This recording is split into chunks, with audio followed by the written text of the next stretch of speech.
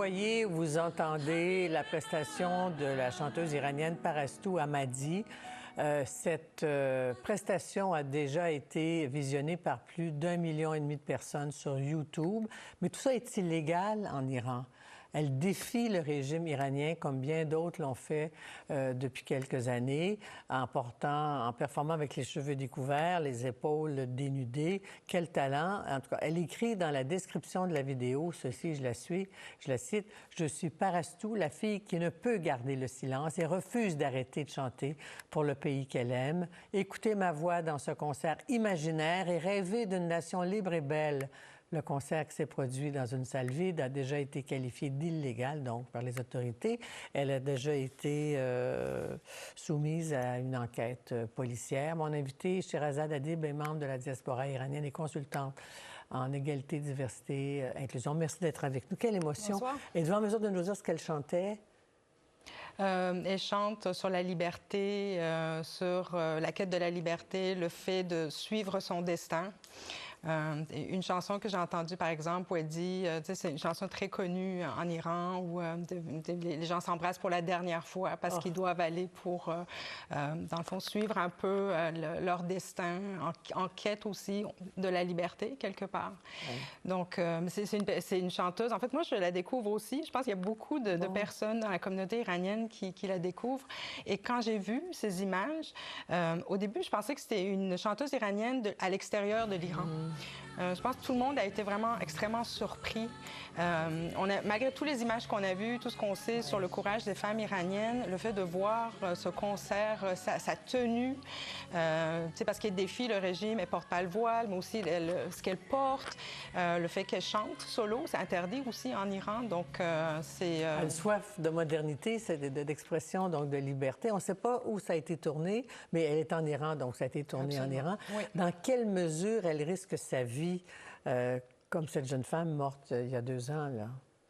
C'est difficile à dire. Je pense que le fait que ces images ont été diffusées, ont été regardées par des millions de personnes, peut-être ça va lui donner une protection, oui. C'est ça. Mais on sait qu'avec justement ce qui s'est passé cette semaine, la loi sur le hijab, la chasteté là, en Iran qui a été passée par le régime islamique, le régime cherche justement à étouffer ces mouvements-là et ils veulent donner des exemples. C'est ce qu'ils font depuis des années avec les exécutions, les emprisonnements de personnes très connues, Naguez Mohammadi, le rappeur iranien aussi, Toumaj, qui a été d'ailleurs libéré dernièrement, mais qui a passé plusieurs années en prison.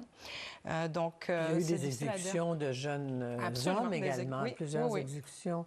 Alors, parce que ce que vous nous dites, au fond, c'est qu'aujourd'hui, il y a déjà on renforce la répression devant des comportements comme ceux-là. Oui, en fait, on a l'impression que c'est quand même un régime islamique vers sa fin, qui est un peu en perte de contrôle, qui sent le besoin de renforcer encore plus le régime de hijab, puis tous les comportements des femmes. Donc, par exemple, cette loi qui a été votée, c'est une loi où on peut exécuter une femme. Hein? On peut aller jusqu'à la peine de mort pour ne pas porter le hijab si on considère que c'est un acte de corruption sur Terre, par exemple. On rappelle qu'elle a déjà été, donc, peut-être soumise à des interrogatoires. Elle a été en tout cas rencontrée par les autorités. Oui, absolument. Puis sa maison a été perquisitionnée. Donc, c'est sûr que c'est un régime qui cherche à donner de l'exemple parce qu'ils ont peur, en fait, d'un mouvement. Est-ce qu'elle serait capable de quitter l'Iran devant le danger imminent? C'est difficile. Peut-être. Hein? C'est difficile. Peut-être c'est difficile, mais c'est Vous avez évoqué le prix Nobel de la paix dont Naguez Mohammadi, qui a été libéré pour des raisons de santé, mais qui devra peut-être retourner en prison. Quel est l'impact de sa parole aujourd'hui? C'est vraiment... Quand elle a été libérée, je ne sais pas si vous avez vu les images, elle a été transportée en ambulance. Elle est sortie de l'ambulance et tout de suite, elle a dit « Femme, vie, liberté ». Elle a crié, elle a dit « Nous méritons la liberté ». Donc, je pense que c'est vraiment une personne qui peut avoir beaucoup d'influence aujourd'hui à l'extérieur et aussi à l'intérieur de l'Iran. Donc, elle fait probablement très peur à ce régime. Est-ce qu'ils vont la laisser dehors? Est-ce qu'elle est juste... Parce que c'est juste 21 jours, en fait, c'est provisoire, sa libération.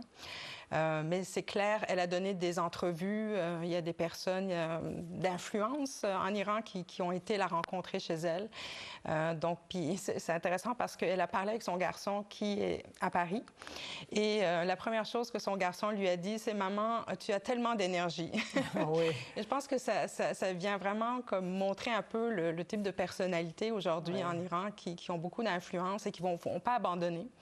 En fait, vont continuer jusqu'à la fin. Est-ce que ma mémoire me joue des tours où elle aurait pu être avec sa famille à l'extérieur de l'Iran, mais c'est un choix délibéré de rester pour combattre au nom des femmes? Tout à fait. Et ce n'est pas la seule personne d'influence aujourd'hui en Iran qui dit qu'il ne quittera pas l'Iran et qui va rester, en fait, dans le pays jusqu'à ce que ce soit libre, dans le fond. Ils vont se battre de l'intérieur. En géopolitique, en ce moment, quand on voit ce qui se passe en Syrie, on voit que l'Iran est affaibli.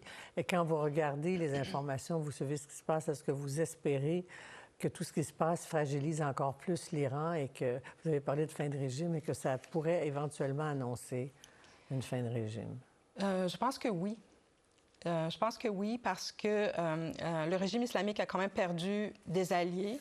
Il y a le Hezbollah qui a été affaibli, Assad, le régime d'Assad qui était un allié proche qui est tombé. Donc, et on a vu, on a un exemple contemporain de c'est quoi quand une dictature tombe. Oui. Tu sais, les images des prisons, parce que les Iraniens ont déjà vécu une révolution en 1979, mais là, c'est ces images-là. On avait acclamé Khomeini quand il est arrivé. Oui, absolument, tout à fait, tout à fait. Donc, alors, je pense que oui, on y croit. Ça donne beaucoup d'espoir, en tout cas. Alors, merci beaucoup d'être venu en studio. Merci beaucoup. Merci à vous. Au revoir.